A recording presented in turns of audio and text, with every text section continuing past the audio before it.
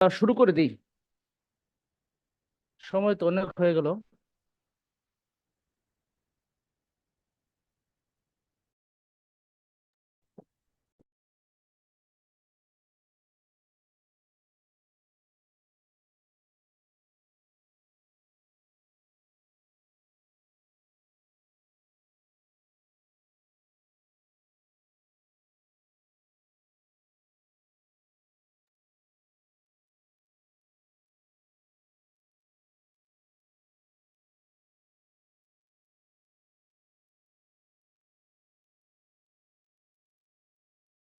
আচ্ছা, আমাকে তো সবাই শুনতে পাচ্ছ, তাই না? জি স্যার। আচ্ছা, তাহলে শুরু করি। আজকের আমাদের বিষয় হচ্ছে মুক্তিযুদ্ধ। অত্যন্ত সহজ, খুবই সহজ। এই বিষয়টা মোটামুটি ভাবে সবাই অবগত আছে কম বেশি।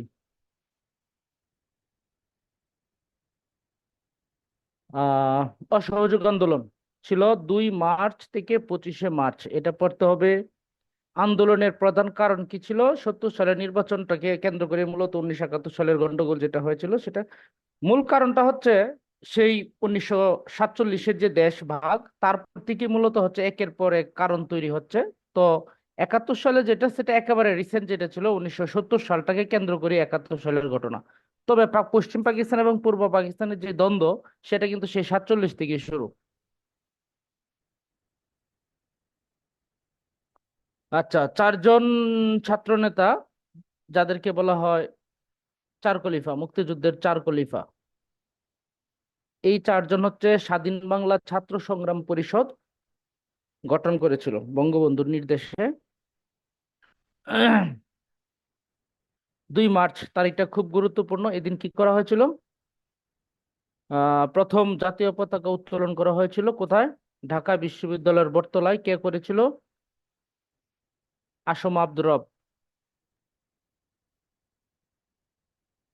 মানচিত্র খচিত স্বাধীন বাংলাদেশের পতাকা। আচ্ছা, মানচিত্র খচিত যে পতাকা, সেটা ডিজাইনার কে ছিলেন?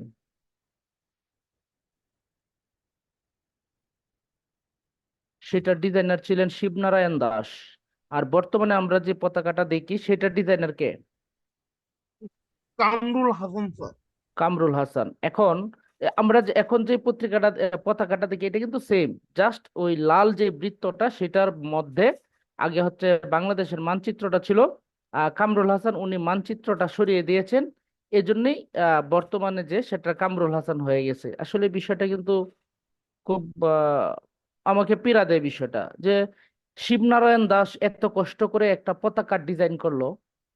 আমাদের কাছে এটা তো সাধারণ মনে হইতে পারে, এটা তো কিছুই না। চার চার চার কোনা একটা কাগজ নিয়ে এখানে মাঝখানে একটা লাল দিয়ে দিল, আর চতুর্দিকে সবুজ, অত্যন্ত সহজ বিষয়। কিন্তু তোমাকে যখন বলা হবে যে স্বাধীন বাংলাদেশের একটা পতাকা আঁকো, বা তোমার যে এখন মনে করো যে তোমার পার্বত্য চট্টগ্রাম স্বাধীন হবে, সেটার একটা পতাকা আঁকো, কেমন লাগে?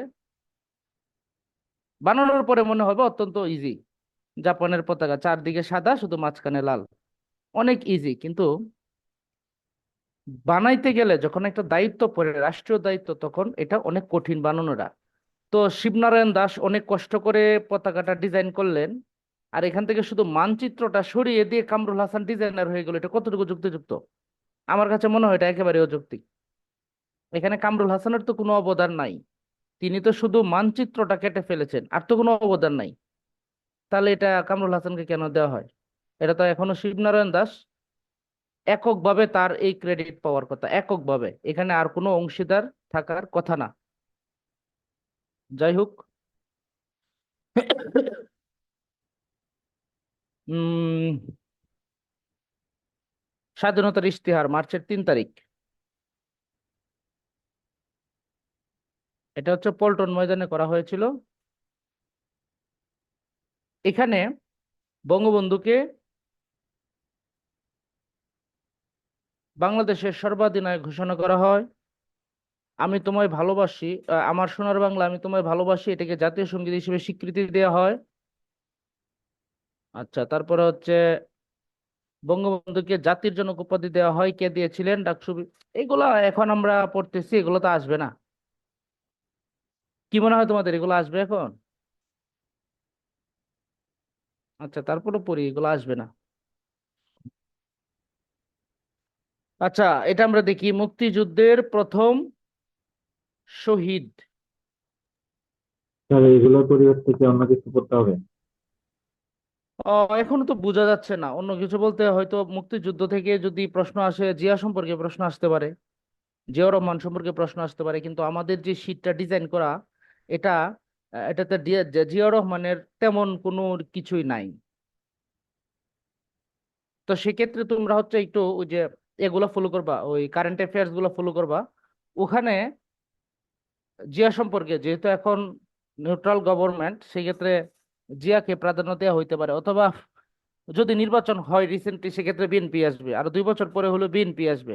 সেক্ষেত্রে জিয়াকে তোমরা একটু ভালো করে স্টাডি রাখতে পারো, স্টাডির উপরে রাখো জিয়াউর রহমানকে। স্যার ইউনুস সম্পর্কে কি পড়া ঠিক হবে? জি জি। ইউনুস, ডক্টর মোহাম্মদ ইউনুস সম্পর্কে কি পড়তে হবে? ইউনূস সম্পর্কে তো মোটামুটি স্টাডির মধ্যে থাকার কথাই, বিএনপি হোক আর আওয়ামী লীগ হোক, যে আমলেই হোক ইউনূস সম্পর্কে তো পড়ার কথা। ইউনূস সম্পর্কে তোমরা মোটামুটি যা পড়েছো হবে, আর একটু স্টাডি করবে ইউনেস্কো নিয়ে, ওনার এনজিও টেনজিও, ওনার লাইফস্টাইল, এরকম কিছু আসতে পারে,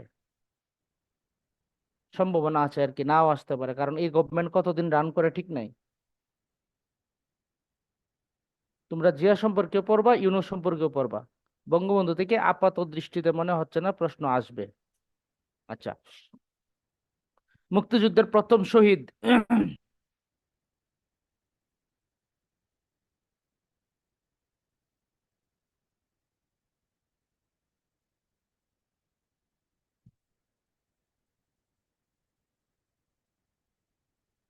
এই যে, এই যে ইনি হচ্ছে মুক্তিযুদ্ধের প্রথম শহীদ, শঙ্কর সমজদার। শঙ্কর সমজদার জন্মগ্রহণ করেছিলেন রংপুরে। তিনি মৃত্যুবরণ করেছিলেন 1971 সালের 3রা মার্চ। তখনও মুক্তিযুদ্ধ ওইভাবে শুরু হয়নি, এবং 2012 সালে তাকে হচ্ছে মুক্তিযুদ্ধের প্রথম শহীদ হিসেবে স্বীকৃতি দেওয়া হয়েছে। তিনি তখন হচ্ছে কৈলাসরঞ্জন উচ্চ বিদ্যালয় রংপুরের 6ষ্ঠ শ্রেণীর শিক্ষার্থী, বয়স আনুমানিক কত 12 বছর হবে। তিনি তার বড় ভাইয়ের সাথে মিছিলে যোগ দেওয়ার জন্য যাচ্ছিলেন, সেখানে গিয়ে গুলিবিদ্ধ হয়ে তিনি মারা গিয়েছিলেন। আর হচ্ছে কবি মেহেরুন্নেছা, শহীদ বুদ্ধিজীবী তিনি মেহেরুন্নেছা, তিনি মারা গিয়েছিলেন 27শে মার্চ। এখানে কি লেখা 23 না, এটা হবে 27 মার্চ।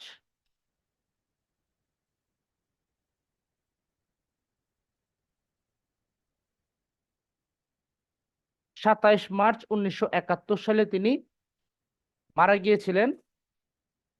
তিনি একজন সাংস্কৃতিক ব্যক্তিত্ব এবং কবি। তিনি বাংলা একাডেমিতে বেশ কিছুদিন কাজ করেছেন। তারপরে তার একটা কবিতা, কিছু কবিতা, সাহিত্য, এগুলো প্রকাশিত হয়েছে বিভিন্ন পত্র পত্রিকায়। তার যে প্রথম কবিতা সেটা ছিল চাষী, সেটা প্রকাশিত হয়েছিল দৈনিক সংবাদ পত্রিকায়। তিনি হচ্ছে 69-এর গণ অভ্যুত্থানে অংশগ্রহণ করেছিলেন। আহ তিনি স্বাধীন বাংলাদেশের পতাকা উড়িয়েছিলেন তার বাসায় 23শে মার্চ 1971। তার পরবর্তীতে তাকে হত্যা করা হয়, তার বাড়িতে গিয়ে হামলা করা হয়। এটা ধরা হয় জামাত ইসলামের যে ফাঁসি কার্যকর হয়েছে যে আব্দুল কাদের মোল্লা, এই কাদের মোল্লাকে দায়ী করা হয় যে কাদের মোল্লা তার দলবল নিয়ে তার বাড়িতে হামলা চালায়, এবং ওখানে গিয়ে কবি মেহেরুন্নেছা, তার 2 ভাই এবং তার মা, এই 4জনকে হত্যা করে তার বাড়িতে ঢুকে। স্যার 25শে মার্চে কি কোনো নারী মারা যায়নি? জি জি। 25শে মার্চ রাতে কি কোনো নারী মারা যায়নি? 25শে মার্চ, 25শে মার্চ রাতে নাকি? জি স্যার। সেটা কথা, তাহলে এটা সম্ভবত 23শে মার্চই হবে, কারণ 25শে মার্চ তো মারা অবশ্যই গিয়েছে। সেক্ষেত্রে এটা 23শে মার্চই হবে, কারণ 23শে মার্চ তো ওইভাবে বাংলাদেশের যুদ্ধটা তো কোনো শুরু হয় নাই। ঠিক আছে, তাহলে এটা 23শে মার্চই হবে, কারণ 25শে মার্চে তো অনেকেই মারা গেছে। তাহলে এটা হবে 23শে মার্চ। আচ্ছা, তারপরে আসি 7ই মার্চের ভাষণ, মার্চের 7 তারিখে, খুব গুরুত্বপূর্ণ। ও না, খুব গুরুত্বপূর্ণ না, এখন এটা গুরুত্বপূর্ণ না, তারপরও পড়বা আর কি। 7 মার্চ দেওয়া হয়েছিল রেসকোর্স ময়দানে। এটা বক্তব্যটা ধরা হয় কত, 18 মিনিট ধরা হয় না? যে কতক্ষণ, এটা 18 মিনিট সম্ভবত। Sir 18 minute 55 second. হ্যাঁ, 18 মিনিট, ওই স্বীকৃত এইরকমই বিভিন্ন প্রশ্ন টশ্ন পরীক্ষায় যা আসছে 18 মিনিট আনসার করতে হয় আর কি। আচ্ছা, তারপর হচ্ছে শুরু হয়েছিল এই দিয়ে, শেষ হবে এই দিয়ে।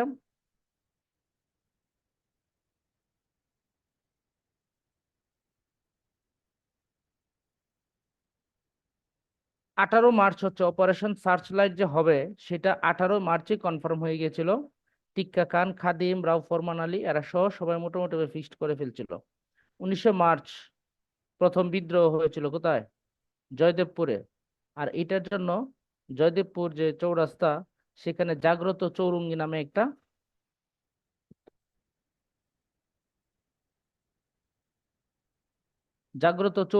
একটা হচ্ছে ভাস্কর্য রয়েছে, যেটা আব্দুর রাজ্জাক হচ্ছে এটা স্থপতি। এখানে দেখা যায় যে লুঙ্গি পরা, খালি গায়ে এক লোক ডান হাতে গ্রেনেড আর বাম হাতে রাইফেল নিয়ে দাঁড়িয়ে আছে। এটা যে 19 মার্চের প্রথম বিদ্রোহ, সেটার উপর ভিত্তি করে এটা তৈরি বা নির্মাণ। আচ্ছা, তারপরে 25 মার্চ অপারেশন সার্চলাইট শুরু।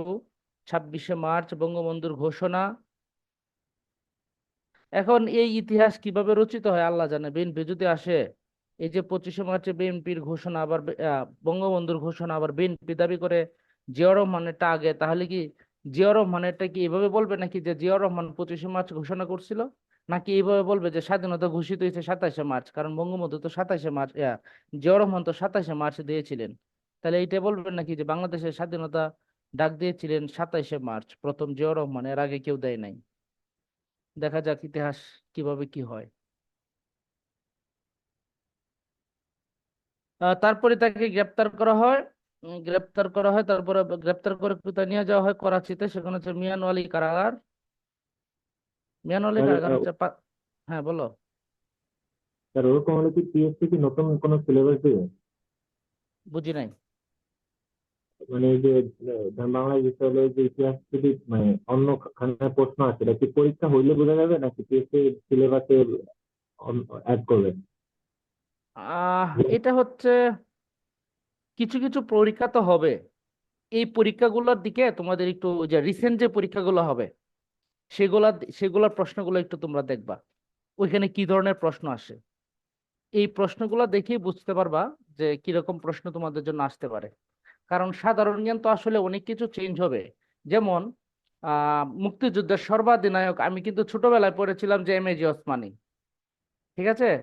মুক্তিযুদ্ধের সর্বাধিনায়ক এম এ জি ওসমানী, কিন্তু 2012-13 সাল থেকে হঠাৎ করে পড়া শুরু করলাম বঙ্গবন্ধু শেখ মুজিবুর রহমান। কারণ কি? কারণ হচ্ছে গিয়ে কি, যে যখন যুদ্ধ হয় তখন এটার সর্বাধিনায়ক ক্ষমতা, মানে ক্ষমতা বলে আর কি, পদাধিকার বলে রাষ্ট্রপতি থাকে। তো ওই সময় তো রাষ্ট্রপতি ছিলেন শেখ মুজিবুর রহমান, তাহলে তো তিনি হবেন এটার সর্বাধিনায়ক এই হিসাবে। আবার আগে ছোটবেলা আমি বইয়ে পড়েছি যে মুক্তিযুদ্ধ সর্বাধিনায়ক এম এ জি ওসমানী। এখন এই যে চেঞ্জ হলো ইতিহাস, এটা কতটুকু সঠিক আমি জানি না। ইতিহাসের ইতিহাস তুমি দুইটা বই নিবা, একটা নিবা হচ্ছে এমাজউদ্দিন আহমেদের, আর একটা নিবা হচ্ছে মুনতাসির মামুনের। দেখবো দুইটার মধ্যে উলট পালট পাইবা ইতিহাস। কারণ কি, এমাজউদ্দিন আহমেদ ছিল বিএনপি আর মুনতাসির মামুন আওয়ামী লীগপন্থী। এই জন্য হচ্ছে স্যার তোমার স্বাধীন প্রশ্ন। বাংলাদেশের ইতিহাস না স্যার? জি, মুনতাসির মামুন, হ্যাঁ হ্যাঁ, মুনতাসির কি মামুনটা স্বাধীন বাংলাদেশের অভ্যুদয়ের ইতিহাস না? স্বাধীন বাংলাদেশের অভ্যুদয়ের ইতিহাস? হ্যাঁ এটা তো এটা তো অনার্সের একটা কোর্স জাতীয় বিশ্ববিদ্যালয়ের। হ্যাঁ স্যার, ওই যে এটা বলছি, এটা তো মুনতাসির মামুনের আছে। মানে বই লেখছে, এই নামে বই লেখছে মুনতাসির মামুন? হ্যাঁ, এই নামে লিখছি। লিখতে পারে, এটা এটা আমার জানা নাই। আমি শুধু ইয়ারটা জানি, এমাজউদ্দিন স্যারেরটা জানি, ওটা হলো গিয়ে রাষ্ট্রবিজ্ঞানের কথা। এটা অনেক একটা প্রসিদ্ধ বই, রাষ্ট্রবিজ্ঞানের কথা। এটা পড়লে মোটামুটি ভাবে রাষ্ট্রবিজ্ঞান সবই কাভার হয়ে যাবে আর কি। আচ্ছা, এখন এই যে হলো বিষয়, এখন এই জন্য তোমার ইতিহাসটাকে তুমিও জানো না ঠিক মতো, আমিও জানি না। এমাজউদ্দিন স্যার যা বলে একবার তা সঠিক মনে হয়, আর একবার মুনতাসির মামুন যা বলে তা সঠিক মনে হয়। তো এই জন্য ওই যে রিসেন্ট যে পরীক্ষাগুলো হবে এগুলার প্রশ্নগুলো একটু দেখতে হবে, দেখলে বুঝতে পারবা যে কি ধরনের সাধারণ জ্ঞান আসবে। এই হলো বিষয়। বঙ্গবন্ধুকে পরে কি মৃত্যুদণ্ডাদেশ দেওয়া হয়?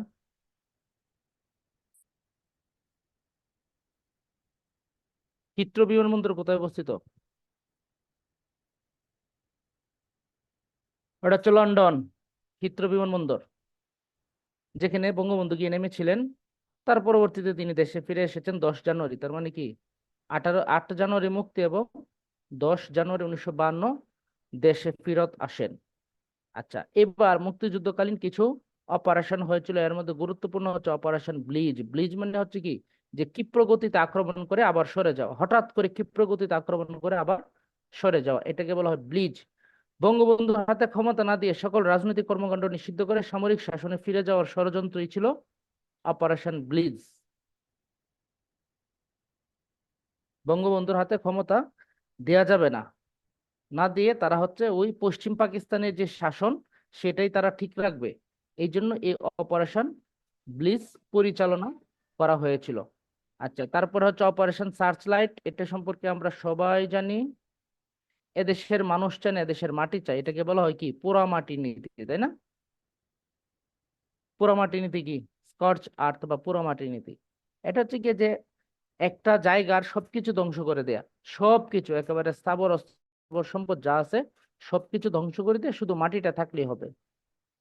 এমন ভাবে ধ্বংস করা যেন এখানে এসে শত্রু পক্ষের কেউ যেন অবস্থান করতে না পারে, কারণ কোনো কিছু না থাকলে তো শত্রু পক্ষের কেউ অবস্থান করতে পারবে না। যেটা প্রথম ব্যবহার করা হয়েছিল 1812 সালে, তার পরবর্তীতে ব্রিটিশ প্রধানমন্ত্রী চার্চিল 1943 সালে দ্বিতীয় বিশ্বযুদ্ধের সময়ও এটা ব্যবহার করেছিলেন, যে ভারত মহাসাগর মহাদেশের যে সমুদ্র অঞ্চল এখানে এটা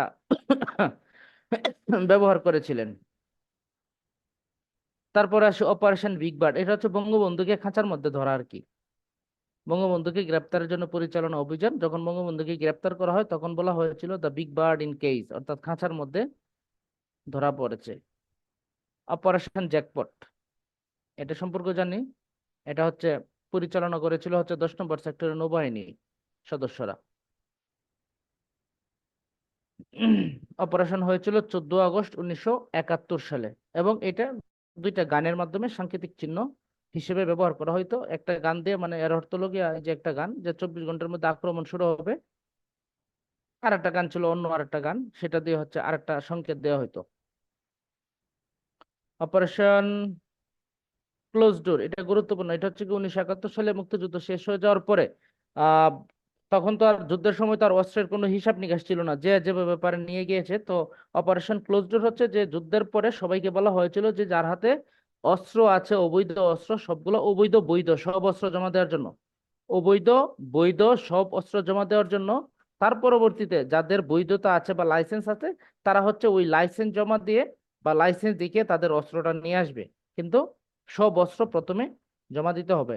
যেটা এই যে 24 সালের 5 আগস্টের পরেও কিন্তু এটা অনেক ঘটনা ঘটেছে, যে থানা থেকে যে অস্ত্রগুলো লুট হয়েছে বা পুলিশে অনেক সময় পুলিশ ভয়ে দৌড়াতে গিয়ে যে অস্ত্র ফেলে তারা পালিয়ে গিয়েছিল, সেই অস্ত্রগুলো কিন্তু জনগণের হাতে চলে গিয়েছিল। এগুলো কিন্তু উদ্ধারের জন্য সেনাবাহিনী সম্ভবত অভিযান শুরু করেছিল, এখন অব্যাহত আছে কিনা আমার জানা নাই, শুরু করেছিল অবৈধ অস্ত্র উদ্ধারের জন্য। এবং আমরা এই মাঝে মধ্যে এরকম পত্রিকার নিউজ দেখেছি যে কেউ কেউ অস্ত্র পেয়ে ফেরত দিয়ে আসছে গিয়া থানাতে।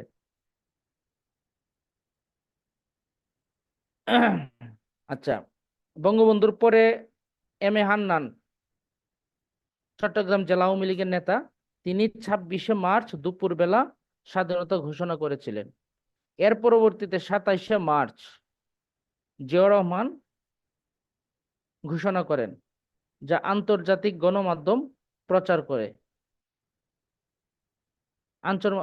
আন্তর্জাতিক গণমাধ্যম প্রচার করে।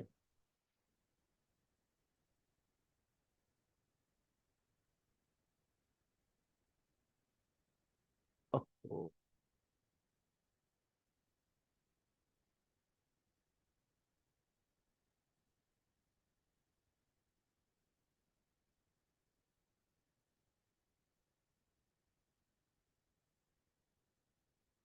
আচ্ছা, অপারেশন ক্লোজ ডোর আন্তর্জাতিক আন্তর্জাতিক গণমাধ্যম প্রচার করা হচ্ছে জিয়াউর রহমানেরটা। তিনি বঙ্গবন্ধুর পক্ষে স্বাধীনতা ঘোষণা পাঠ করেন।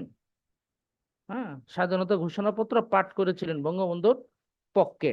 এর ফলে বিশ্ব বাংলাদেশের স্বাধীনতার ঘোষণাটা জানতে পারে। এটা নিয়ে বিতর্ক রয়েছে আর কি, যে বিএনপি পন্থীরা দাবি করে যে এটা জিয়াউর রহমান ঘোষণা করেছে, এবং আওয়ামী পন্থীরা দাবি করে যে এটা বঙ্গবন্ধুর পক্ষে জিয়াউর রহমান ঘোষণাপত্রটি পাঠ করেছিলেন। এই দুইটা তারিখ খুব গুরুত্বপূর্ণ। একটা হচ্ছে ঘোষণাপত্র আনুষ্ঠানিকভাবে গৃহীত হয়, আর একটা হচ্ছে আনুষ্ঠানিকভাবে পাঠ করা হয়। এই পাঠ করাইছিলেন কে? অধ্যাপক ইউসুফ আলী। আর রচনা করেছিলেন ব্যারিস্টার আমিরুল হক।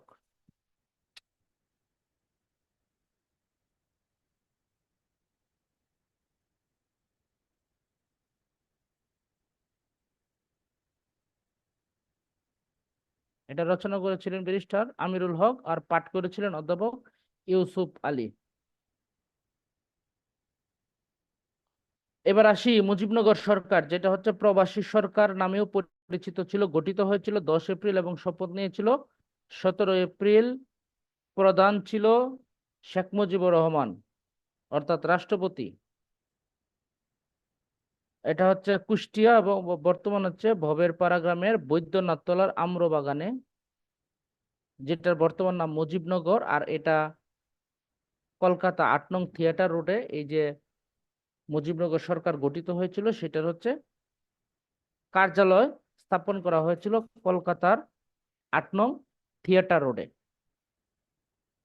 রাজধানী ছিল মুজিবনগর। তো মুজিবনগর সরকার থেকে প্রশ্ন আসার সম্ভাবনা নাই।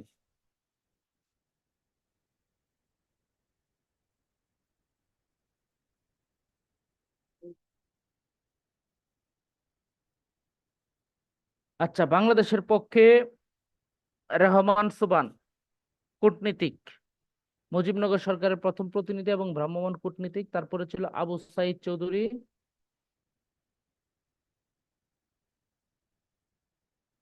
এই আবু সাইদ চৌধুরী জাতিসংঘে 47টা দেশ মুক্তিযুদ্ধ নিয়ে আলোচনা করে তার প্রচেষ্টায়। এর মাধ্যমে বঙ্গবন্ধুকে যে মৃত্যুদণ্ড সাজা দিয়েছিল পাকিস্তান, সেটা কার্যকর করতে পারে নাই। বিশ্বের বিভিন্ন দেশের চাপের মুখে পাকিস্তান এটার কার্যকর করতে পারে নাই।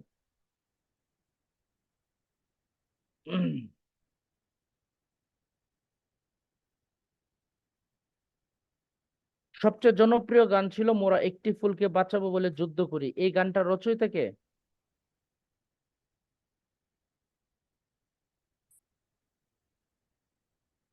গোবিন্দ হালদার না? মোরা একটি ফুলকে বাঁচাবো বলে যুদ্ধ করি।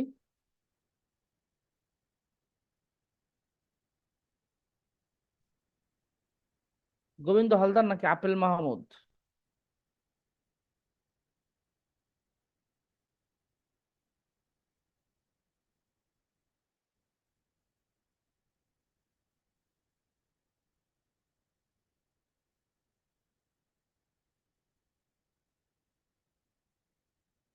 গোবিন্দ হালদারের মোরা একটি ফুলকে বাঁচাবো বলে যুদ্ধ করি।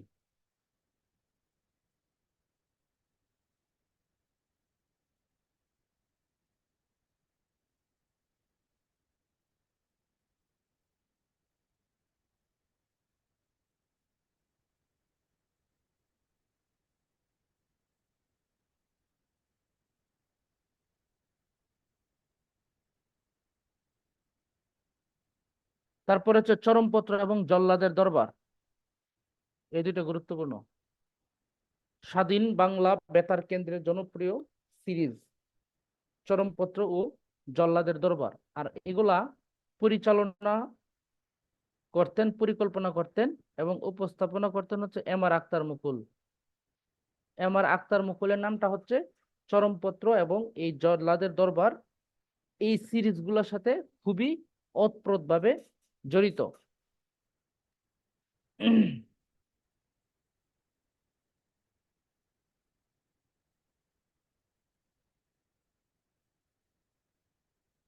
এগুলো পড়ে রাখবার কি, প্রশ্ন আসতেও পারে নাও আসতে পারে।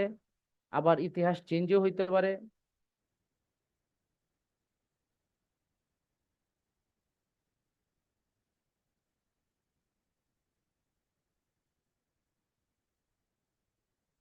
তেলিয়াপাড়া রণকৌশল, তেলিয়াপাড়া জায়গাটা কোথায়? তেলিয়াপাড়া হচ্ছে হবিগঞ্জ জেলার মাধবপুর উপজেলার একটা জায়গা, যেখানে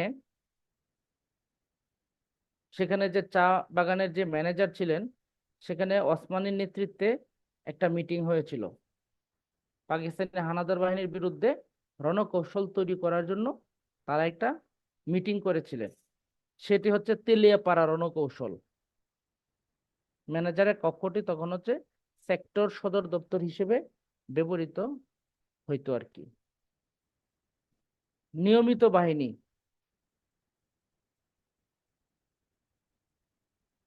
ইস্ট বেঙ্গল রেজিমেন্টের বাঙালি সামরিক অফিসার এবং সৈন্যদের নিয়ে গঠিত ছিল মুক্তি বাহিনীর নিয়মিত বাহিনী, যাদেরকে আবার মুক্তি ফৌজ বলা হতো। এই মুক্তি ফৌজ আর কি, MF, মুক্তি ফৌজ।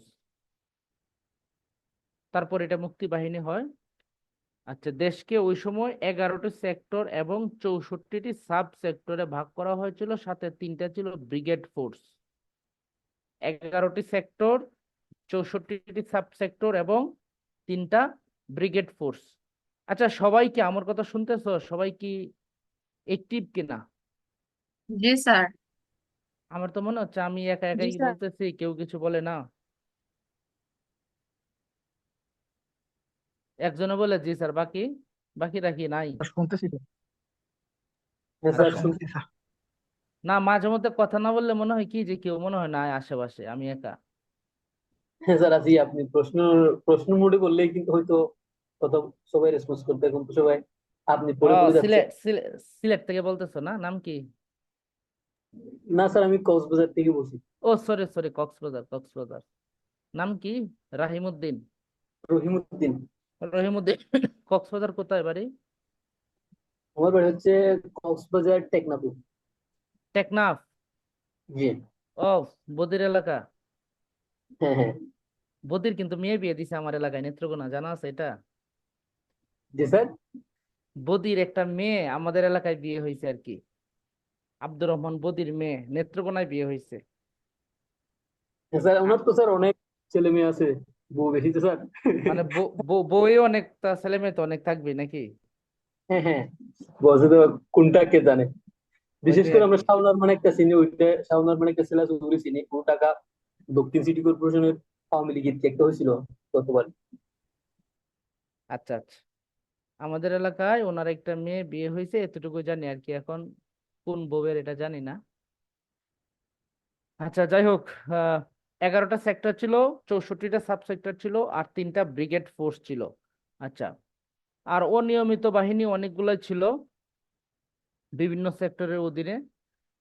মুজিব বাহিনী, এই যে মুজিব বাহিনী, এটা একটা বিতর্কিত বাহিনী ছিল। হুম, মুজিব বাহিনী, এই মুজিব বাহিনী গঠিত হয়েছিল কবে? দেখো, 1971 সালের শেষ দিকে, মুক্তিযুদ্ধের শেষ দিকে। দেখছো ঘটনা? এখন এই যে মুজিব বাহিনী গঠন করা হয়েছিল, এরা, শেখ ফজলুল হক মনি ছিল বঙ্গবন্ধুর ভাগ্নে, আব্দুর রাজ্জাক ছিল ছাত্রলীগের সভাপতি সেক্রেটারি, তোফায়েল আহমদ ছিল ছাত্রলীগের সভাপতি সেক্রেটারি, সিরাজুল আলম খান, যাকে বলা হইতো একজন আধ্যাত্মিক নেতা এবং বঙ্গবন্ধুর অন্যতম এক শিষ্য, এবং যা পরিকল্পনা সাজানো হইতো সবকিছু সিরাজুল আলম খানের নেতৃত্বে হইতো। সিরাজুল আলম খান কিন্তু পরবর্তীতে একটা গুপ্ত সংগঠন করেছিল, নাম ছিল নিউক্লিয়াস। এই 4 যুব নেতা, 4জনই ট্যালেন্ট, তাদের নেতৃত্বে মুজিব বাহিনী গঠন করা হয়। আর মুজিব বাহিনী গঠনের উদ্দেশ্যটা ছিল সেনাবাহিনী, বিমান বাহিনী, নৌবাহিনী, প্রত্যেক বাহিনী থেকে আলাদা হয়ে তারা তো দেশের কাজ করবেই, এই মুজিব বাহিনী স্পেশাল শেখ মুজিবকে সিকিউরিটি দিবে এবং দেশ পরিচালনা করবে। এখন ধরা হয়ে থাকে যে ভারত এই বুদ্ধি দিয়েছিল শেখ মুজিবকে, বা এই মুজিব বাহিনী গঠনে ভারত হেল্প করেছিল। কারণ কি, ভারত চাইতো যে বাংলাদেশে দ্বন্দ্ব লেগে থাকুক। যদি এই মুজিব বাহিনী থাকে, তাহলে সেনাবাহিনী রাগ করবে, বিমান বাহিনী রাগ করবে, নৌবাহিনী রাগ করবে। কেন? যে আমরা দেশের গুরুত্বপূর্ণ এবং স্বীকৃত বাহিনী, আমরা থাকার পরেও বঙ্গবন্ধুর কেন মুজিব বাহিনী লাগে? এই দ্বন্দ্ব থাকবে। এর ফলে বঙ্গবন্ধু মারা যাবে, এরকম একটা টেকনিক ওরা করেছিল, এরকম ধরা হয়ে থাকে, মানে অনেকে অনুমান করে। এরকম লেখা থেকে মাঝে মধ্যে পাওয়া যায়। সত্য কথা বলতে মুজিব বাহিনীর কোনো দরকার ছিল না ওই সময়।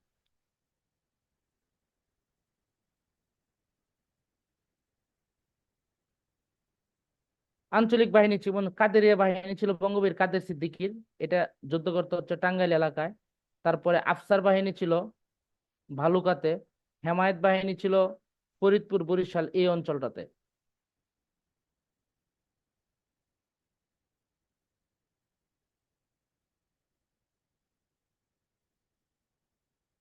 আর একটা ছিল লতিফ মির্জা বাহিনী, এটা কাজ করতো পাবনা সিরাজগঞ্জ। এই চারটা বাহিনীর নাম মুখস্থ রাখতে হবে। কাদেরিয়া বাহিনীটা তো আমরা মোটামুটি সবাই জানি, বঙ্গবীর কাদের সিদ্দিকীকে আমরা চিনি। আফসার বাহিনী এটা হচ্ছে ভালুকা ময়মনসিংহ। হেমায়েত বাহিনী ফরিদপুর। আর লতিফ মির্জা বাহিনী প্রধানত সিরাজগঞ্জ, সাথে পাবনা। এই এলাকাগুলোতে যুদ্ধ করতো, তারা নিজেদের বাহিনী ছিল, 4-5 হাজার লোক তার বাহিনীতে কাজ করতো এরকম। Crack platoon. ক্র্যাক প্লাটুন হচ্ছে মুক্তিযুদ্ধের একটা গেরিলা ইউনিট। এটা গঠন করেছিলেন খালেদ মোশাররফ এবং এটিএম হায়দার। এরা ছিল ঢাকা শহরের মধ্যে, অর্থাৎ ঢাকা শহরের যে অভিজাত পোলাপানগুলা, যুবক যারা হচ্ছে খুব সাহসী, দুর্দান্ত এবং শারীরিক এবং মানসিকভাবে ফিট, তাদেরকে নিয়ে এই ক্র্যাক প্লাটুন গঠন করা হয়েছিল। এটা ছিল শুধু ঢাকা শহরের মধ্যে, অর্থাৎ 2 নং সেক্টর। 2 নং সেক্টরের অধীনে ছিল, কারণ ঢাকা শহরটা 2 নং সেক্টরের অধীনে ছিল। তারা যে আক্রমণ করতো এটা হচ্ছে হিট অ্যান্ড রান পদ্ধতিতে। হিট অ্যান্ড রান পদ্ধতিতে অর্থাৎ হঠাৎ করে আক্রমণ করে চলে যায়। ওরা কোনো সম্মুখ যুদ্ধে ওইভাবে অংশগ্রহণ করতো না। ওরা হচ্ছে কাউকে একা পেয়েছে বা 10 জনকে একা পেয়েছে, হুট করে মেরে দিয়ে চলে যাবে। হিট অ্যান্ড রান, মারো এবং চলে যাও, এরকম একটা জঙ্গি স্টাইলে হামলা করতো এরা। এদের দ্বারাই কিন্তু হোটেল ইন্টার কন্টিনেন্টালে গ্রেনেড হামলা করা হয় এই পদ্ধতিতে, হিট অ্যান্ড রান পদ্ধতিতে গিয়ে এই ক্র্যাক প্লাটুন করে। এর সদস্য কারা ছিলেন? পপ সম্রাট আজম খানের নাম আমরা সবাই শুনেছি। মোফাজ্জল হোসেন চৌধুরী মায়ার নাম আমরা সবাই শুনেছি, তিনি আওয়ামী লীগের আমলে এমপি ছিলেন। তারপরে 2011 সালে যখন নারায়ণগঞ্জে 7 মার্ডার হইলো, এই 7 মার্ডারের অন্যতম কারিগর ছিল মোফাজ্জল হোসেন চৌধুরী মায়ার মেয়ের জামাই, সেনাবাহিনীর লোক, ওর নাম কি জানি, কি আরিফ জানি। সে ছিল মাস্টার মাইন্ড। ওই 11 জনকে হত্যা করা হয়েছিল, না 7 জনকে, সরি 7 জনকে, 7 মার্ডার। হ্যাঁ, এই জন্য পরে মোফাজ্জল হোসেন চৌধুরী মায়া একটু মানে পিছনে চলে যায়, নেতৃত্বে পিছনে চলে যায়। তারপর থেকে সে আর আওয়ামী লীগে কোনো ভালো পদ, কোনো ভালো প্রভাব খাটানো, কোনো ভালো মন্ত্রিত্ব এগুলো পায় নাই, শুধু ওই ঘটনার পর থেকে। গোলাম দস্তগীর গাজী, কিছুদিন আগেও তিনি বস্ত্রমন্ত্রী ছিলেন। নাসিরুদ্দিন ইউসুফ বাচ্চু, যে গেরিলা সিনেমাটা যিনি পরিচালনা করেছেন। বদিউল আলম বদি, শহীদ শাফি ইমাম রুমি, জাহানারা ইমামের মা, সরি জাহানারা ইমামের ছেলে। তারপর হচ্ছে রাইসুল ইসলাম আসাদ, আমরা চিনি তাকে, বিভিন্ন সিনেমায় দেখিয়েছে নায়ক রাইসুল ইসলাম আসাদ। তারপরে সাদেক হোসেন খোকা, তিনি ছিলেন বিএনপির নেতা এবং ঢাকা সিটির মেয়র যখন অবিভক্ত সিটি ছিল। এখন তো ঢাকা দক্ষিণ এবং উত্তর সিটি 2 ভাগে বিভক্ত। যখন অবিভক্ত ছিল তখন সাদেক হোসেন খোকা এটার মেয়র ছিলেন, সিটি কর্পোরেশনের দীর্ঘদিনের। তার পরবর্তীতে মামলা হামলার কারণে তিনি দেশ ত্যাগ করেছেন এবং বিদেশি মারা গিয়েছিলেন সাদেক হোসেন খোকা।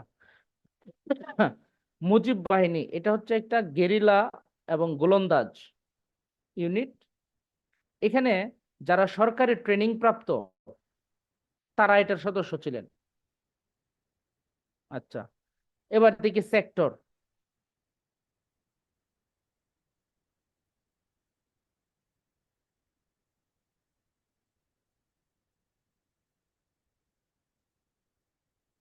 সর্বাধিনায়ক শেখ মুজিবুর রহমান।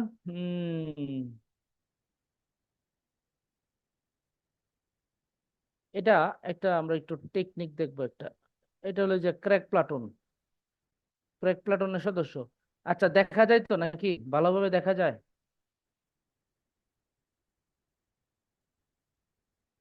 ভালো করে খেয়াল করো তো, এখানে কি কাউকে চিনতে পারছো কিনা দেখো তো।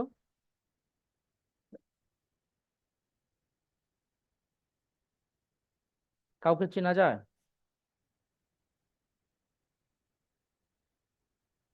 আমার কাছে মনে হয় আমি একজনকে চিনতে পারছি। এই যে কার্সরটা দেখা যায়, আমার কার্সরটা কোথায়? জি স্যার। এই লোকটা কে হইতে পারে?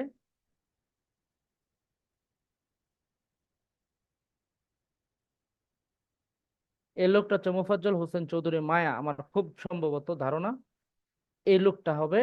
এই যে এটা মোফাজ্জল হোসেন চৌধুরী মায়া, তোমরা নেটে সার্চ করে তার বুড়াকালের ছবি আর এই ছবির সাথে মিলায় দেখতে পারো।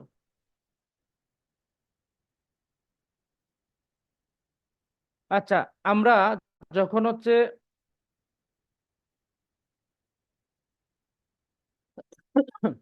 সেক্টর গুলো পড়বো, সেক্টরের কমান্ডার কে কে ছিল এটা আমরা একটু দেখে নিব। তার আগে একটু দেখে নেই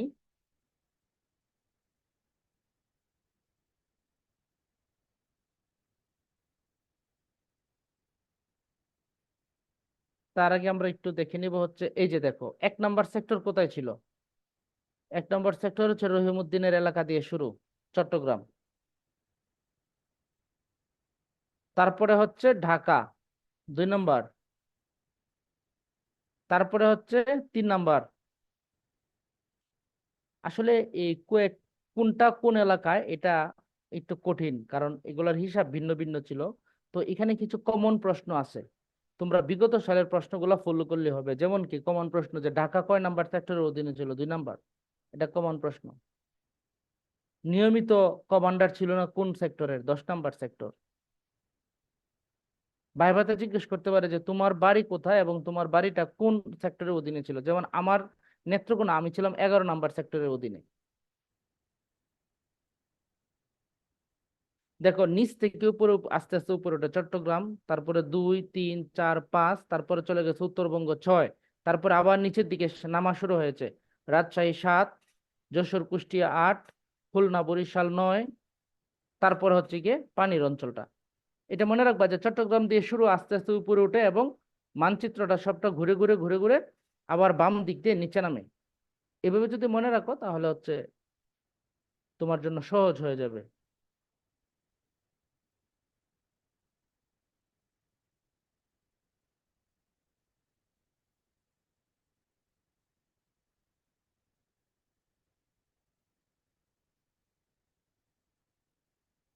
এই যে নিচ থেকে শুরু, 1 2 3 4 5 6 7 8 9 10 11।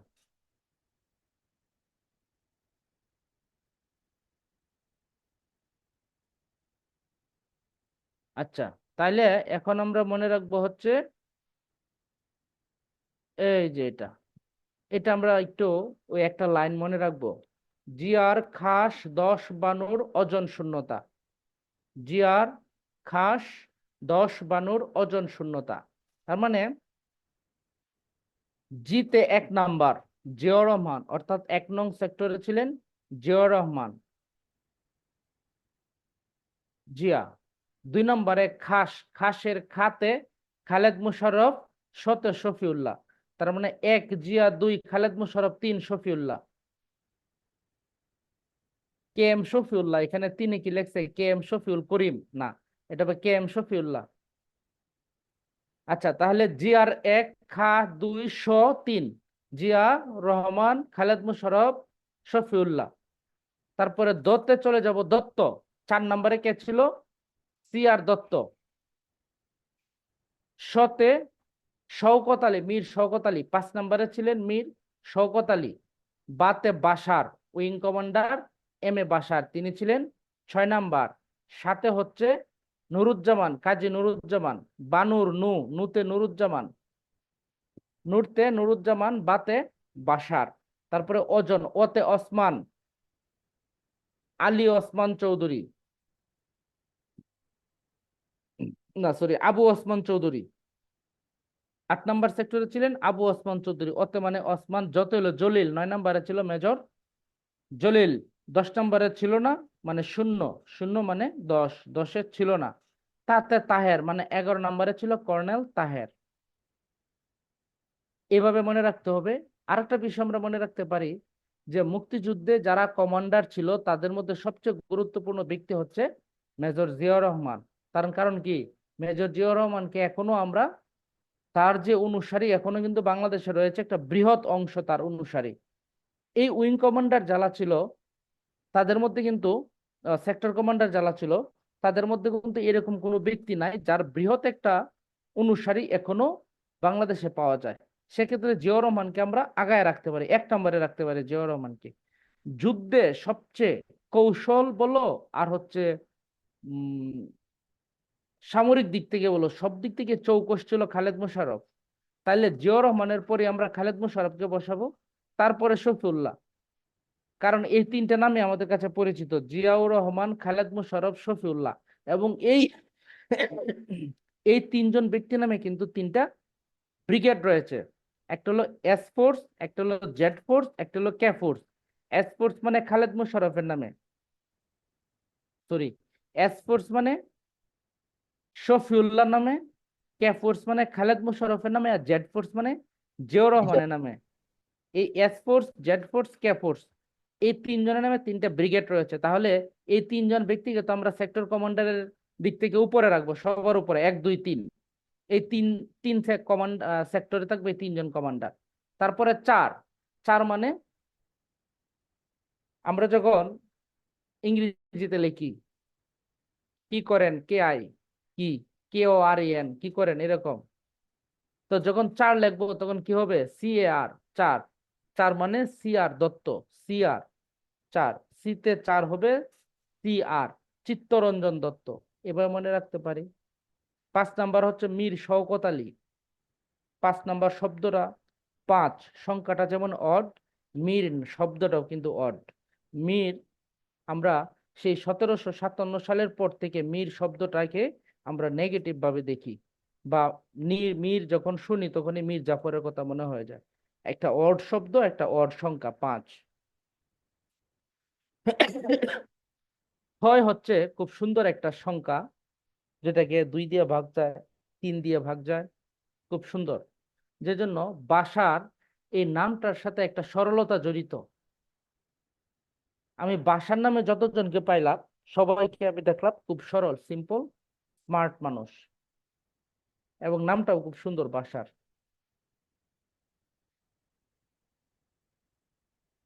যাও যাও যাও যাও যাও যাও, দরজা আটকে দাও। আচ্ছা, তারপরে হচ্ছে কাজী নুরুজ্জামান। 8 মানে, 8 মানে আবু ওসমান। আটে আতে 8, আতে আবু, শুধু নামগুলো মুখস্থ করবা। Ziaur Rahman, Khaled Mosharraf, Shafiullah, CR Dutta, Mir Shawkat Ali, M A Bashar, Kazi Nuruzzaman, Abu Osman Chowdhury, major Jalil, colonel Abu Taher. এই নামগুলো যদি মুখস্থ করো, আতে যখন 8 বলবা, আতের সাথে সাথে আবু ওসমান চৌধুরী নামটা এসে পড়বে। 9 নম্বরে যে ভদ্রলোক ছিল তিনি ছিলেন মেজর জলিল, এবং সবচেয়ে সাহসী, একরোকা, ঘাড়তেরা, গাওরা যেটাকে বলে, সেটা হলো Abdul Jalil. Major Jalil, major Jalil union পরিষদের চেয়ারম্যান থেকে এমপি পর্যন্ত সকল ইলেকশন করছে, কিন্তু তিনি ইলেকশনে তিনি পাশ করতে পারেন নাই।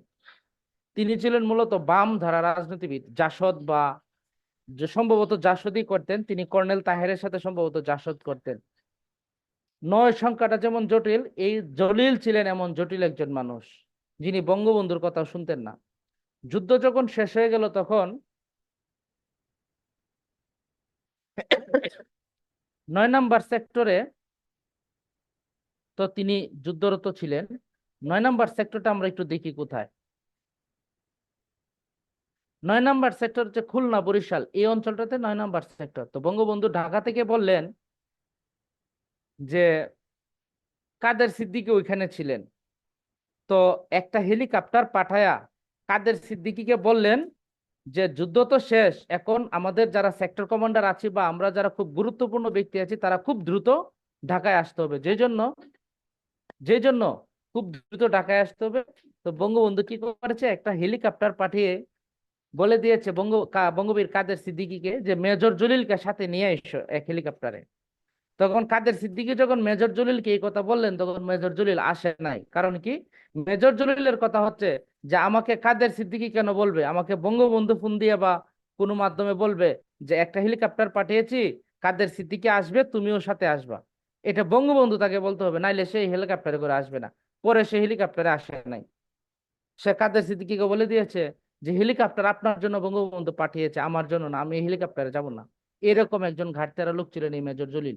মেজর জলিল সর্বপ্রথম ভারতীয়রা যে বাংলাদেশকে হেল্প করেছে যেমন, ঠিক তেমনি ভাবে তারা লুটতরাজও করেছে। বাংলাদেশ থেকে প্রচুর পরিমাণে অস্ত্র, গোলাবারুদ এবং গুরুত্বপূর্ণ যা কিছু ছিল, মানে যা নেওয়া যায়, তা কিন্তু ভারত নিয়ে গিয়েছে 1971 সালে। এইটার চরম বিরোধিতা করেছিলেন এই মেজর জলিল। পরবর্তীতে কিন্তু মেজর জলিল গ্রেপ্তারও হয়েছিলেন এই শুধু এই প্রতিবাদের কারণে। তিনি, তার কথা হচ্ছে এটা যে বাংলাদেশে যে যুদ্ধ হইলো এবং 93,000 যে পাকিস্তানি যে আটকাইছিল তাদের অস্ত্রগুলা গেল কই, এরকম তার কিছু প্রশ্ন ছিল, যে প্রশ্নগুলোর কারণে তিনি অ্যারেস্ট হয়েছিলেন। আচ্ছা, আর 10 নম্বরে তো কোনো নিয়মিত যোদ্ধা ছিল না, এটা ছিল নৌবাহিনীর অধীনে। তারপরে হচ্ছে 11 নাম্বার, 11 নাম্বার হচ্ছে কর্নেল তাহের। কর্নেল তাহেরের বাড়িও কিন্তু নেত্রকোনা। কর্নেল তাহেরের বাড়িও নেত্রকোনা, আর এই নেত্রকোনা অঞ্চলটা ছিল 11 নাম্বার সেক্টরের অধীনে।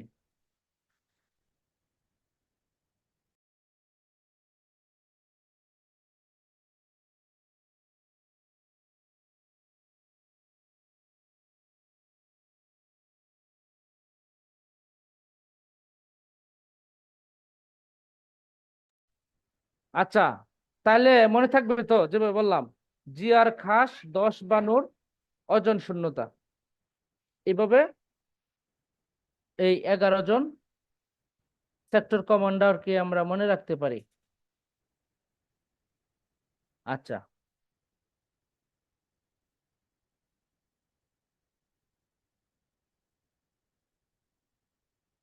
এখানে বলা হয়েছে যে যে 1 নং সেক্টরে মেজর জিয়া রহমানের সাথে আরেকজন ছিলেন মেজর রফিকুল ইসলাম। মেজর রফিকুল ইসলামের নামটা গুরুত্বপূর্ণ এই কারণে, তিনি কিন্তু আওয়ামী লীগের কয়েকবার নির্বাচিত এমপি ছিল চাঁদপুর এলাকা থেকে, মেজর রফিকুল ইসলাম। এবং মেজর রফিকুল ইসলামের সম্ভবত 1-2টা ভালো বইও রয়েছে।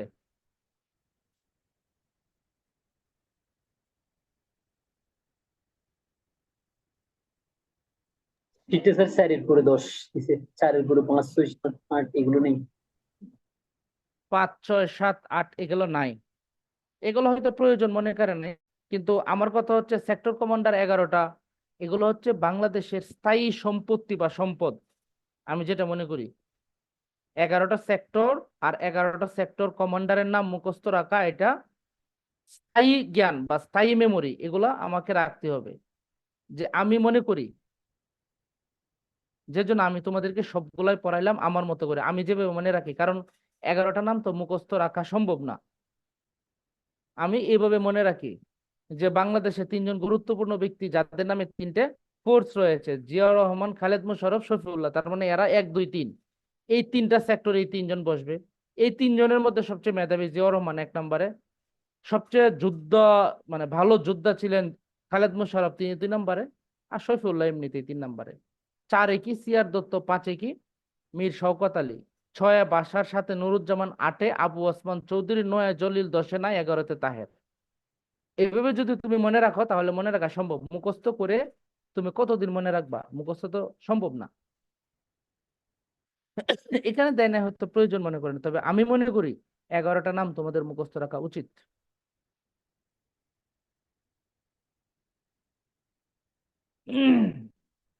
তোমার 9 তো গুরুত্বপূর্ণ মেজর জলিল, 9 গুরুত্বপূর্ণ, 8 গুরুত্বপূর্ণ আবু ওসমান, 6 গুরুত্বপূর্ণ এম এ বাশার, সবগুলোই গুরুত্বপূর্ণ, প্রশ্ন আসতেই পারে। তাহলে আমি যেগুলো পড়ালাম এর বাহিরে পর্ব হচ্ছে 1 নাম্বার সেক্টরে জিয়াউর রহমানের সাথে ছিলেন মেজর রফিকুল ইসলাম, আর 11 নাম্বার সেক্টরে কর্নেল তাহেরের সাথে ছিলেন flight lieutenant M Hamidullah. Abu তাহেরের সাথে ছিলেন ফ্লাইট লেফটেন্যান্ট এম হামিদুল্লাহ। এই 2টা নাম অতিরিক্ত পড়বা। আচ্ছা, তাহলে গেল হচ্ছে সেক্টর কমান্ডার। মুক্তিযুদ্ধে যে 11টা সেক্টর ছিল তার মধ্যে সেক্টর কমান্ডার ছিল 16 জন। তারা ঘুরে ফিরে বিভিন্ন সময়ে বিভিন্ন সেক্টরে যুদ্ধ করেছে। কোনো কোনো সেক্টরে একাধিক জন, কোনো কোনো সেক্টরে 3 জনও যুদ্ধ করেছে। তাহলে 11টা সেক্টরে 16 জন সেক্টর কমান্ডার ছিল। এখানে আবার একটা ছন্দ দেওয়া হয়েছে, আমি যেটা দিয়েছি সেটা যদি ভালো লাগে সেটা দিয়ে মনে রাখতে পারো, এটা যদি সহজ বা ভালো মনে হয় এটা দিয়েও মনে রাখতে পারো, তোমাদের যেটা খুশি সেটা। ব্রিগেড গুলো অলরেডি তোমাদেরকে পড়িয়ে ফেলছি। Z force Ziaur Rahman, S force Shafiullah, K force Khaled Mosharraf. এর বাইরে আর কিছু পড়ার দরকার নাই। আচ্ছা, 12 নম্বর, বিশ্বে ভারত এবং রাশিয়া ছিল বাংলাদেশের পক্ষে, চীন এবং আমেরিকা ছিল বাংলাদেশের বিপক্ষে। এর কিছু কারণও ছিল, গত ক্লাসে পড়াইছিলাম না, যে পাকিস্তান পাক ভারত কিছু সামরিক চুক্তি ছিল, সেগুলা, সরি পাক ভারত না, মার্কিন, পাক মার্কিন কিছু সামরিক চুক্তি ছিল, সেগুলা বাতিল করার জন্য পূর্ব পাকিস্তান থেকে বলা হয়েছিল। ওই জন্য ভারত আমেরিকা ক্ষিপ্ত ছিল পূর্ব পাকিস্তানের প্রতি। তার কারণ পূর্ব পাকিস্তানকে যিনি নেতৃত্ব দিয়েছেন বা দিচ্ছিলেন, শেখ মুজিবুর রহমান, তিনিই ছিলেন অনেকটা বাম ঘরানার রাজনীতিবিদ। তিনি অনেকটা বাম ঘরানার ছিলেন। বঙ্গবন্ধু কিন্তু যথেষ্ট সৎ মানুষ ছিলেন, যথেষ্ট সৎ মানুষ, অনেক সৎ মানুষ ছিলেন। বঙ্গবন্ধুর মধ্যে কোনো চাওয়া পাওয়ার কোনো আকাঙ্ক্ষা ছিল না, লোভ ছিল না। কিন্তু 72 থেকে 74 এই সময়টা বঙ্গবন্ধুর কাছের মানুষজন খুব বেশি দুর্নীতি করে ফেলছিল, যে জন্য 74-এ বন্যা হয়, মহামারী হয়, এবং 75 সালে বঙ্গবন্ধুকে কান পরা যারা দিত, বঙ্গবন্ধুর অরিজিনাল কাছের মানুষ যারা, আবু সাইদ চৌধুরী, তাজউদ্দিন আহমেদ, সৈয়দ নজরুল ইসলাম, তাদেরকে সরিয়ে দিয়ে একটা কুচক্রী মহল তার খুব কাছে চলে যায়, এবং তাদের পরামর্শে বঙ্গবন্ধু 1975 সালের 25শে জানুয়ারি সংবিধানের 4র্থ সংশোধনীর মাধ্যমে বাকশাল কায়েম করে। আর এটি হচ্ছে বঙ্গবন্ধুর হত্যার বা শহীদ হওয়ার অন্যতম কারণ ছিল এইটাই, বাকশাল। আচ্ছা, তারপরে হচ্ছে ভারতের ভূমিকা ছিল বাংলাদেশের প্রায় 1 কোটি শরণার্থীকে আশ্রয় দিয়েছিল, এবং এই 1 কোটি মানুষের ভরণ পোষণের জন্য তৎকালীন সময়ে ভারতে হচ্ছে শরণার্থী কর আরোপ করেছিল। অর্থাৎ যারা ট্যাক্স দেয় তারা প্রত্যেকে যেন শরণার্থীদের জন্য একটা নির্দিষ্ট পরিমাণ টাকা দেয়, ওই জন্য ট্যাক্স, শরণার্থী কর আরোপ করেছিলেন। পাকিস্তান যখন বুঝতে পেরেছে যে তাদের পরাজয় নিশ্চিত, তখন তারা হচ্ছে পাগলের মতো হয়ে যায় এবং ভারতে বিমান হামলা করে বসে 3 ডিসেম্বর 1971 সালের 3 ডিসেম্বর, এবং এরপরে মোটামুটি ভাবে কনফার্ম হয়ে গিয়েছে যে বাংলাদেশ স্বাধীন হবে। মুক্তিযুদ্ধে ভারতের কতজন, প্রায় 1,500 সেনা অফিসার এবং জনতা বা মানুষ শহীদ হয়েছিলেন।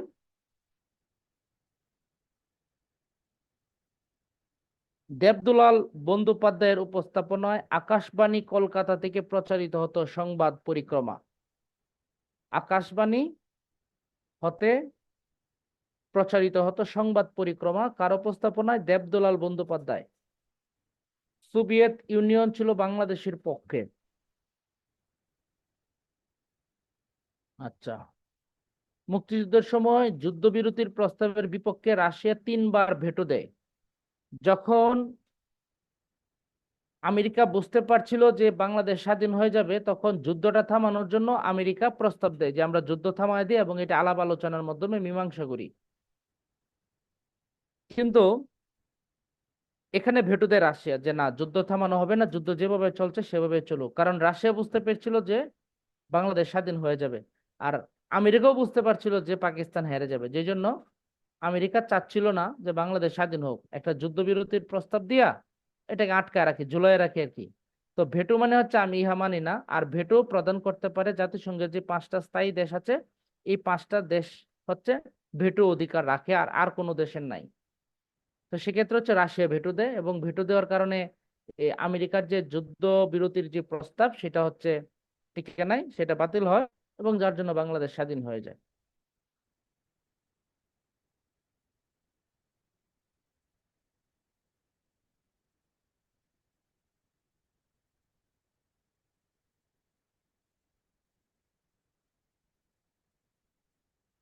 যুক্তরাষ্ট্রের ভূমিকা কি ছিল? যুক্তরাষ্ট্র হচ্ছে মার্কিন সপ্তম নৌবহর দক্ষিণ চীন সাগরে অবস্থান করছিল।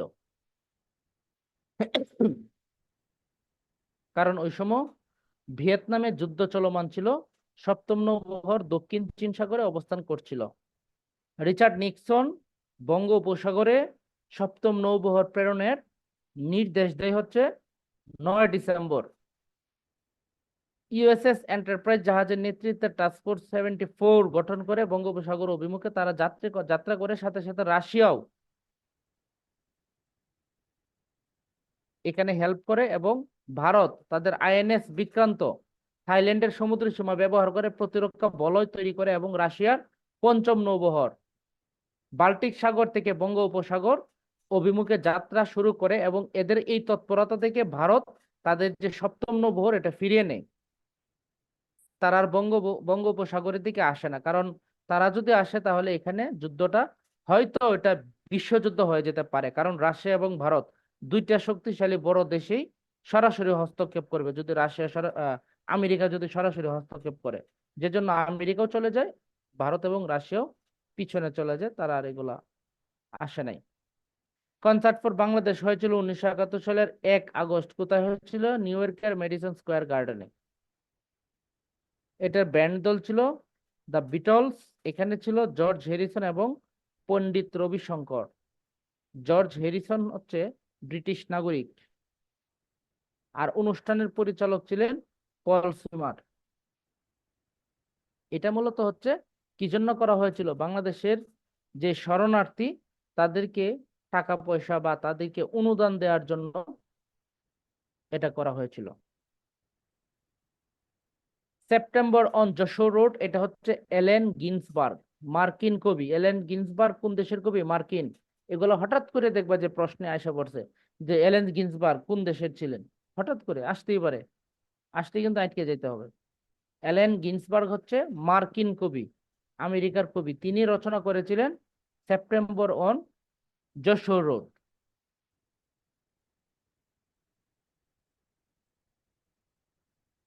তিনি এটা রচনা করেছিলেন সুনীল গঙ্গোপাধ্যায়ের সাথে যখন যশোর রোডের সীমান্তের অপারে শরণার্থী শিবির ঘুরে অভিজ্ঞতা বা তিনি যা দেখেছিলেন সেগুলোর আলোকেই তিনি এই সেপ্টেম্বর অন যশোর রোড এটা রচনা করেছিলেন। এটার মোট কবিতার লাইন হচ্ছে 152টি। সেপ্টেম্বর অন যশোর রোড, এটার কবিতাটার মোট লাইন হচ্ছে 152টি। আচ্ছা, এবার দেখি হচ্ছে সাইমন ব্রিংকে ছিলেন, তিনি ছিলেন হচ্ছে একটা পত্রিকার সাংবাদিক। কোন পত্রিকা? The daily Telegraph. ডেইলি টেলিগ্রাফের তিনি হচ্ছেন সাংবাদিক ছিলেন। তিনি প্রথম বিশ্বের দরবারে গণহত্যার ছবিগুলা প্রেরণ করেছিলেন, এবং সেগুলো 31শে মার্চ 1971 সালে টেলিগ্রাফ পত্রিকা প্রকাশ করে। এই জন্য সাইমন রিংকে 2012 সালে বাংলাদেশ মুক্তিযুদ্ধ মৈত্রী সম্মাননা প্রদান করা হয়।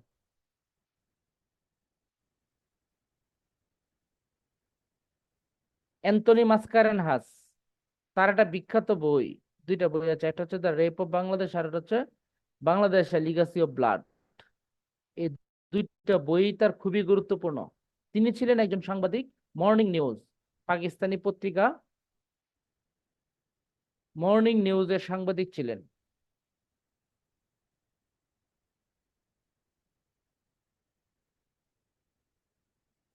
তিনি লন্ডনে আত্মগোপন করে সানডে টাইমস পত্রিকায় বাংলাদেশের পাক বাহিনীর গণহত্যার তথ্য বিশ্ববাসীর কাছে তুলে ধরেন। আর্চার কে ব্লাড বা Archer Kent Blood, the Blood Telegram নামে প্রকাশিত হয়েছিল। সে যে চিঠিগুলো দিয়েছিল, তিনি ছিলেন একজন পূর্ব পাকিস্তানে আমেরিকার কনসুলার। তিনি পূর্ব পাকিস্তান মানে ঢাকায় বসে বসে তিনি আমেরিকায় যে চিঠিগুলো পাঠাতেন সেগুলো একত্রিত করে বই আকারে প্রকাশ করা হয়েছিল। এটার নাম ছিল ব্লাড টেলিগ্রাম। তিনি একটা বইও লিখেছেন, the cruel birth of Bangladesh, বিখ্যাত বই the cruel birth of Bangladesh. এটা রচিত হচ্ছে আর্চার কে ব্লাড মানে আর্চার কেন্ট ব্লাড। আচ্ছা, যৌথ বাহিনী গঠিত হয়েছিল 1971 সালের 21শে নভেম্বর। এই দিনটা হচ্ছে সশস্ত্র বাহিনী দিবস। বাংলাদেশের সশস্ত্র বাহিনী দিবস হচ্ছে 21শে নভেম্বর 1971। এই দিন যৌথ বাহিনী গঠিত হয়েছিল, অর্থাৎ বাংলাদেশ এবং ভারতের সেনাবাহিনী মিলে এই যৌথ বাহিনী গঠিত হয়েছিল। আচ্ছা, উম জগৎজিৎ সিং অরোরা, তার নামটা গুরুত্বপূর্ণ। তিনি ছিলেন ভারতীয় সেনাবাহিনীর পূর্বাঞ্চলীয় কমান্ডার। আরেকজন হচ্ছে লেফটেন্যান্ট জেনারেল ফার্জ রাফায়েল জ্যাকব। তিনি ছিলেন ভারতীয় সেনাবাহিনীর পূর্বাঞ্চলীয় কমান্ডের চিফ অফ স্টাফ।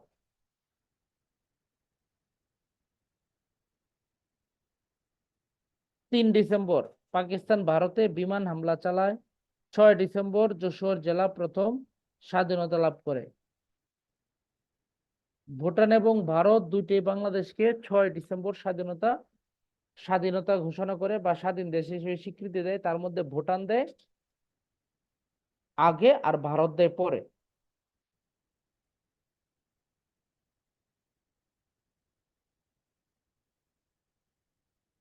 বুদ্ধিজীবী হত্যা করা হয়েছিল, তার মধ্যে গুরুত্বপূর্ণ হচ্ছে গুহ ঠাকুরদা, ডাক্তার ফজলে রাব্বি, সুরকার আলতাফ মাহমুদ, সাহিত্যিক শহীদুল্লাহ কায়সার, সাহিত্যিক আনোয়ার পাশা। আনোয়ার পাশার একটা বিখ্যাত উপন্যাস আছে, নাম কি? রাইফেল রুচি আওরাত। রাইফেল রুটি আওরাত। আচ্ছা, ডক্টর জি.সি. দেব, তিনি ছিলেন একজন দার্শনিক। তারপরে ধীরেন্দ্রনাথ দত্ত কোন এলাকার ছিলেন তিনি?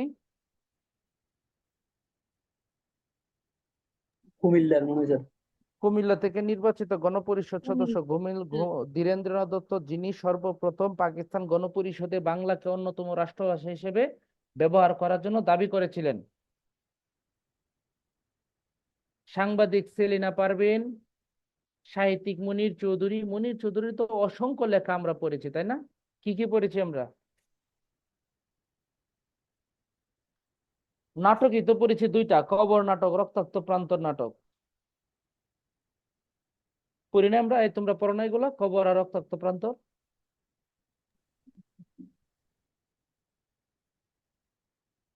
কবর পড়েছি হচ্ছে আমরা 9-10-এ পাঠ্য ছিল কবর। ভাষা আন্দোলনকে কেন্দ্র করে কবর নাটকটা রচনা করেছিলেন তিনি জেলখানায় বসে। এবং এই কবর নাটকটা প্রথম মঞ্চায়িত করা হয়েছিল জেলখানার কয়েদিদের দ্বারা। তারপরে রক্তাক্ত প্রান্তর, এটা হচ্ছে গিয়া পানিপথের তৃতীয় যুদ্ধ, 1761। পানিপথের তৃতীয় যুদ্ধকে কেন্দ্র করে তিনি রচনা করেছিলেন রক্তাক্ত প্রান্তর,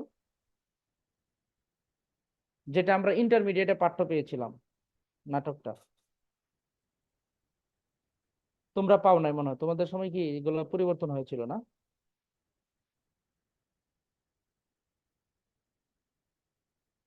মুফাজ্জল হায়দার চৌধুরী, ডক্টর আলিম চৌধুরী, ডক্টর সিরাজুল ইসলাম খান, এই যে এরা হচ্ছে শহীদ হয়েছিলেন 14 ডিসেম্বর। আচ্ছা, এবার দেখি মুক্তিযুদ্ধের কিছু ভাস্কর্য। জাগ্রত চৌরঙ্গী, এটা হচ্ছে আলোচনা করেছি। আব্দুর রাজ্জাক এটার স্থপতি। এটার অবস্থান হচ্ছে জয়দেবপুর চৌরাস্তা। অপরাজেয় বাংলা, এটাতে আমরা সবাই জানি যে ঢাকা বিশ্ববিদ্যালয়ের কলা ভবনের সামনে এটার অবস্থান, আর এটার স্থপতি হচ্ছে সৈয়দ আব্দুল্লাহ খালেদ। আচ্ছা, তারপরে বলা হয়েছে সুপার্জিত স্বাধীনতার কথা। সুপার্জিত স্বাধীনতা, এটার অবস্থান কোথায়? এটা হচ্ছে ঢাকা বিশ্ববিদ্যালয়ের টিএসসির সড়ক দ্বীপে।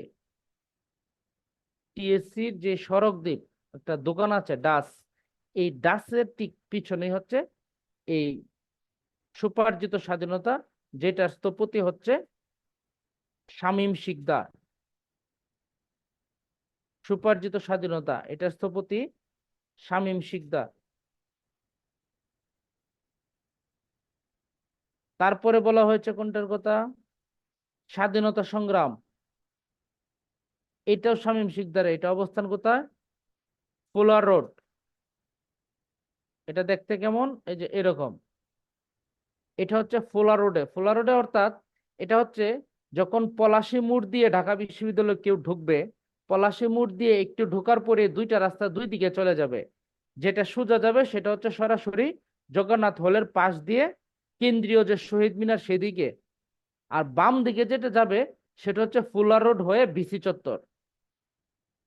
এই যে মোড়টার মধ্যে হচ্ছে এই স্বাধীনতা সংগ্রাম, এবং এখানে বঙ্গবন্ধুর এই ভাস্কর্যটা বড় করে দেয়া, আর সাথে এই যে এরকম এরকম এরকম অসংখ্য মানুষের ছবি, অনেক 100 200 হইতে পারে। এখানে ছোট ছোট ওই যে যারা বুদ্ধিজীবী ছিলেন তাদের আবক্ষ মূর্তি, লালনের মূর্তি, বিভিন্ন জনের মূর্তি, যে এরকম ছোট ছোট করে। আর সবচেয়ে বড়টা হচ্ছে বঙ্গবন্ধুর। এটা হচ্ছে স্বাধীনতা সংগ্রাম। এই যে শামীম শিকদার, এই শামীম শিকদারের ভাই হচ্ছে একজন বাংলাদেশের বিখ্যাত বিপ্লবী, নাম কি?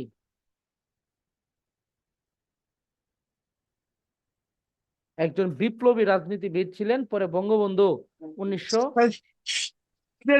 শিকদার। হ্যাঁ হ্যাঁ, সিরাজ শিকদার। বঙ্গবন্ধু পরবর্তীতে 1972 সালে তাকে মেরে ফেলে। তাকে বলা হয় বাংলাদেশের প্রথম ক্রস ফায়ার, ছিলেন সিরাজ শিকদার। এই সিরাজ শিকদারের বোন হচ্ছে শামীম শিকদার, যিনি ঢাকা বিশ্ববিদ্যালয়ের চারুকলা থেকে পড়াশোনা করেছেন এবং চারুকলার শিক্ষক ছিলেন, শিক্ষিকা ছিলেন।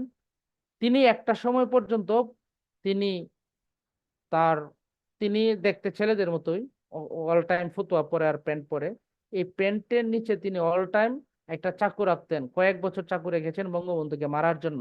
সেই শামীম শিকদার পরবর্তীতে কিন্তু বঙ্গবন্ধুর বঙ্গবন্ধু মূর্তি বানায়। এই হইল বিষয় আর কি।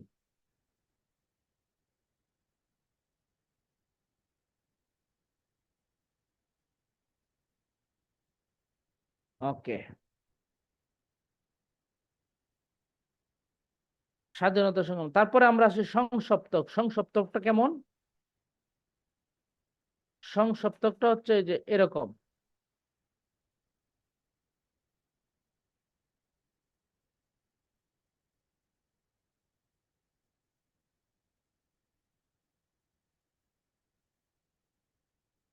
এই যে এটা হচ্ছে সংসপ্তক। যে এটা কেমন? এটা হচ্ছে এক পায়ে ভর করে দাঁড়িয়ে আছে একজন লোক, যার হচ্ছে একটা পা নাই, একটা হাত নাই, এক হাতে অস্ত্র আর এক হাতে ভর দিয়ে দাঁড়িয়ে আছেন।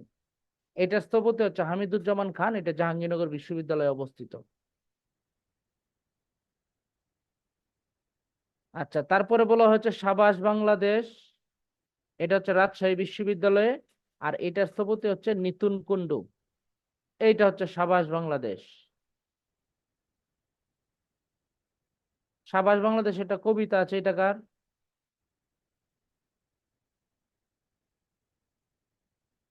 সাবাস বাংলাদেশ, এটার শিল্পী হচ্ছে নিতুন কুন্ডু। আর এটার বিষয় হচ্ছে বাংলাদেশের মুক্তিযুদ্ধ। অবস্থান হচ্ছে রাজশাহী বিশ্ববিদ্যালয়।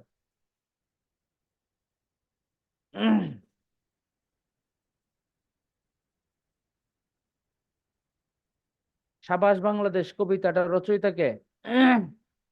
কবিতাটার রচয়িতা হচ্ছে সুকান্ত ভট্টাচার্য। সুকান্ত ভট্টাচার্য 21 বছর জীবিত ছিলেন। কত সাল থেকে কত সাল? মাত্র 21 বছরের জীবনে ছিল সুকান্ত ভট্টাচার্যের। এর মধ্যে তিনি 18 বছর বয়স, রানার, সাবাস বাংলাদেশ সহ অনেক অনেক তিনি লিখেছেন।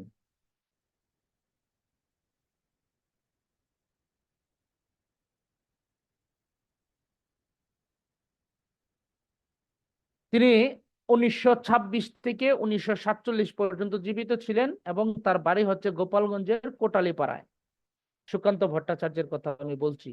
আচ্ছা, এরপরে যেগুলো আছে, বিজয় 71, শ্যামল চৌধুরী, বাংলাদেশ কৃষি বিশ্ববিদ্যালয় ময়মনসিংহে অবস্থিত।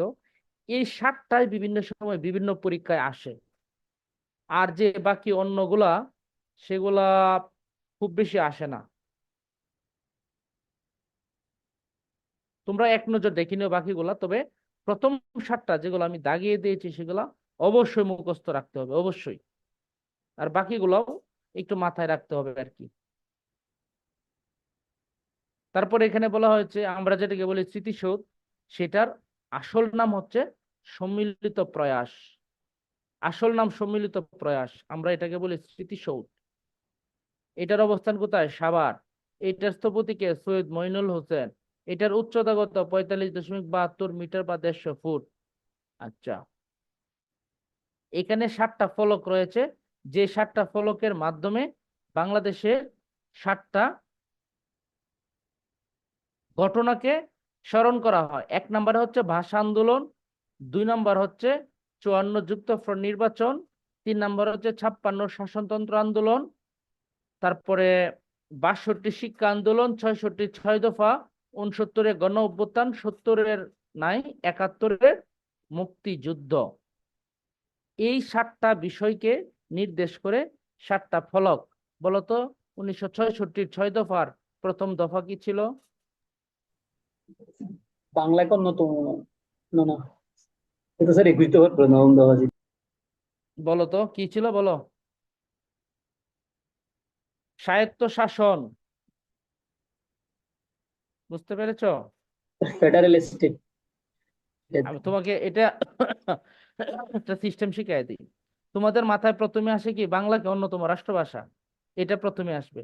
এটা মনে রাখবা, এটা তো 52 সালের ঘটনা, তাই না? রাষ্ট্রভাষা আন্দোলন তো 52 সালের ঘটনা। তারপরে 54 সালে যে 21 দফা চেয়েছিল যুক্তফ্রন্ট, এই 21 দফার প্রথম দফায় ছিল 52 যে ভাষা আন্দোলন, সেটাকে কেন্দ্র করে যে রাষ্ট্রভাষা বাংলা চাই। বুঝতে পারছো? 52 ঘটনাটাই 54 সালের 21 দফার প্রথম দফা হয়। এবং এই 54 সালের 21 দফার প্রথম দফাটাকেই 1956 সালের 29শে ফেব্রুয়ারি, পাকিস্তানের যেদিন প্রথম সংবিধান পাকিস্তান গণপরিষদে অনুমোদিত হয়, সেই দিনেই বাংলাকে 214 নং অনুচ্ছেদে বলা হয়েছে যে উর্দুর পাশাপাশি বাংলাও পাকিস্তানের অন্যতম রাষ্ট্রভাষা হবে। এটা 214 নং অনুচ্ছেদে বলা হয়েছে 1956 সালের সংবিধানে, যেটা ধরা হয়ে থাকে যে 1956 সালের 29শে ফেব্রুয়ারি বাংলাদেশ সাংবিধানিক স্বীকৃতি পায়। তাহলে 52 সালের ভাষা আন্দোলনের বিষয়টা হয়ে যাবে 54 সালের 21 দফার প্রথম দফা। আর 66-র প্রথম দফা হবে স্বায়ত্ত শাসন, পূর্ব পাকিস্তানের স্বায়ত্ত শাসন। অর্থাৎ বুঝতে হবে তখন বাংলাদেশ আস্তে আস্তে স্বাধীনতার দিকে আগাচ্ছে। 66 সালে তারা স্বায়ত্ত শাসন দাবি করলো, 71 সালে স্বাধীন হয়ে গেল। আচ্ছা, তারপরে হচ্ছে মুজিবনগর স্মৃতিসৌধ। এটা পড়ার কোনো দরকার নাই, এটা আসবেই না। আবার যখন আওয়ামী লীগ আসে তখন পইরো এগুলা। শহীদ বুদ্ধিজীবী স্মৃতিসৌধ, এটা কোথায় অবস্থিত? মিরপুরে। এটার স্থপতি হচ্ছে মোস্তফা হারুন কুদ্দুস হিলি। রায়ের বাজার, এটা হচ্ছে জামিয়াল শাফি এবং ফরিদউদ্দিন আহমেদ, এটা রায়ের বাজারে অবস্থিত। এটা হচ্ছে বধ্যভূমি। রায়ের বাজার যে বধ্যভূমি, অর্থাৎ মানুষ মেরে ওখানে ফালায় রাখতো, সেগুলার জন্য স্মৃতি হিসেবে এটা তৈরি করা।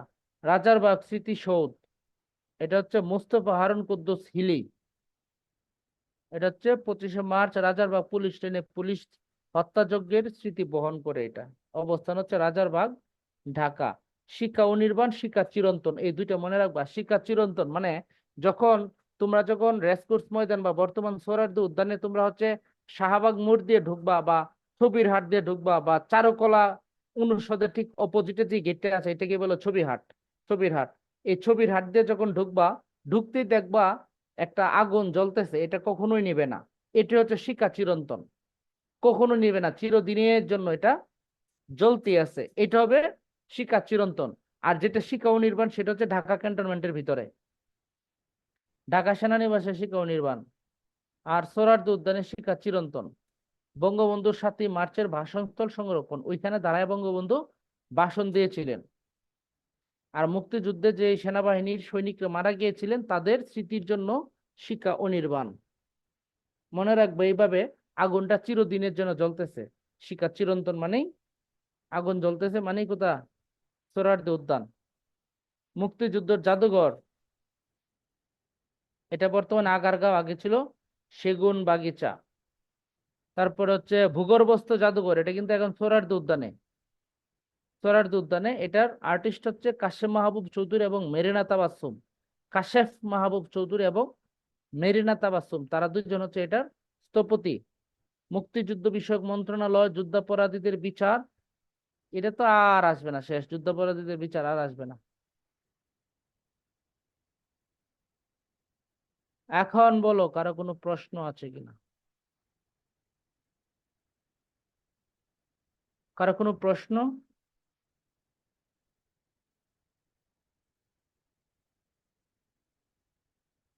যদি না থাকে তাহলে আমি বের হয়ে যাব, হ্যাঁ? তাহলে বের হয়ে যায় নাকি? শুভরাত্রি, ভালো থেকো সবাই। জি স্যার।